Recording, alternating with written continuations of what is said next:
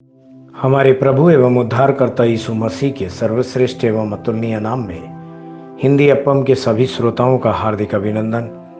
आज दिनांक 16 मार्च दिन मंगलवार सन 2021 का मनन के लिए पाठ।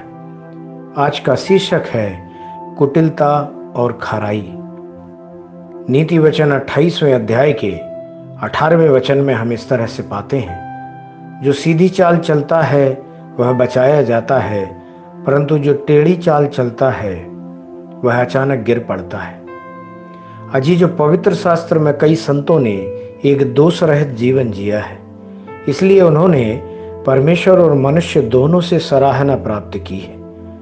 दोषहीनता की विपरीत विशेषता झूठ बोलना और धोखा देना है। तमिल में एक पुरानी कहावत है जो कहती है, कोई कुछ लोगों को धोखा दे सकता है, वह भी कुछ समय के लिए, लेकिन कोई भी हर समय सभी व्यक्तियों को धोखा नहीं दे सकता है। झूठ के पैर बहुत छोटे होते हैं और इसलिए वह लंबी दूरी तक नहीं दौड़ सकता। यीशु ने कहा, कुछ ढका नहीं जो खोला ना जाएगा, और ना कुछ छिपा है जो जाना ना जाएगा। मत्ती 10वें अध्याय के 26वें वचन में इस तरह से हम पाते हैं। जी हाँ, झूठ और धोखा एक दिन उजागर हो जाएगा और उस दिन कितना बड़ा अपमान होगा। पवित्र शास्त्र कहता है, ईश्वर मनुष्य नहीं कि झूठ बोले, और न वह आदमी है कि अपनी इच्छा बदले। क्या जो कुछ उसने कहा उसे ना करे? क्या वह वचन देकर उसे पूरा ना करे? गिनती की पुस्तक 23वें अध्याय के 19वें वचन में हम इस तरह से पाते हैं।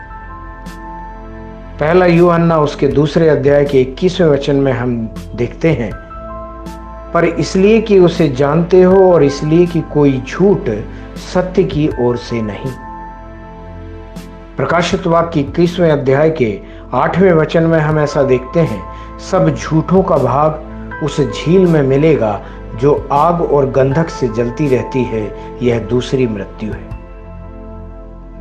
नीति वचन की किताब इस बात पर जोर देती है कि झूठ बोलने वालों के खिलाफ सतर्क रहना चाहिए और एक निर्दोष जीवन जीना चाहिए। आप चर्च में एक स्तंभ के रूप में बने रहेंगे यदि आप जीवन को सच्चाई से जीते हैं। पवित्र शास्त्र कहता है, क्योंकि धर्मी लोग देश में बसे रहेंगे और खरे लोग ही उसमें बने रहेंगे। नीति वचन 2 अध्याय के 21वें वचन में हम इस तरह से पाते हैं। भक्त अय्यूब को अपनी खराई के मार्ग में कई परीक्षाओं और संघर्षों का सामना करना पड़ा। क्लेश की घड़ी में यहां तक कि उसकी पत्नी ने उससे कहा, क्या तू अब भी अपनी खराई पर बना है? परमेश्वर की निंदा कर और चाहे मर जाए तो मर जा।